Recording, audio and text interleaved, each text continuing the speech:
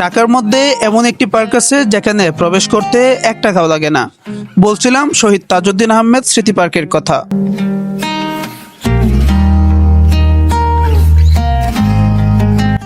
ঢাকার এই ব্যস্ততার মাঝে এটি এমন একটি জায়গা যেখানে আসলে আপনার শরীর ও মন দুটোই চাঙ্গা হয়ে যাবে।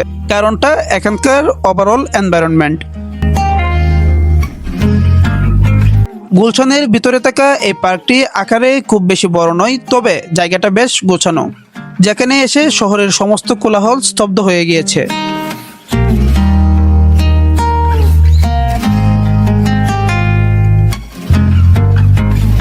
চতুর্দিকে সবুজে মোড়ানো নানাবিধ গাছপালা ও পরিষ্কার ওয়াকিং রোড, যেখানে সকাল বিকাল এই শহরে থাকা বিদেশি নাগরিক সহ নানান শ্রেণী পেশার মানুষ হাঁটতে আসেন।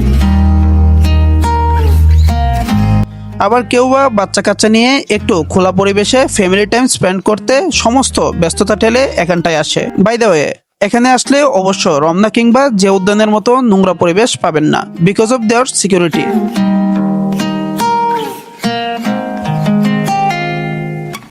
এক কথায় বলা চলে পরিবার ও বন্ধু বান্ধবদের সঙ্গে আড্ডা কিংবা খেলাধুলা করে কাটানোর মতো পারফেক্ট একটি প্লেস।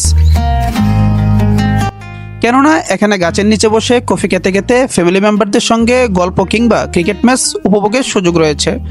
এছাড়াও এখানটায় ফুটবল খেলার জন্য একটি অত্যাধুনিক মানের টার্ফ রয়েছে, যেখানে চাইলেই আপনারা বন্ধুরা মিলে একটি ছোট্ট টিম করে ফুটবল ম্যাচ খেলে যেতে পারেন। আর হ্যাঁ, এই পার্কের লোকেশনটা হলো গুলশান 2-এর 109 নম্বর রোডে। আরো সহজ করে বললে গুলশান সেন্ট্রাল মসজিদ কিংবা গুলশান মডেল থানার ঠিক অপোজিট পাশে।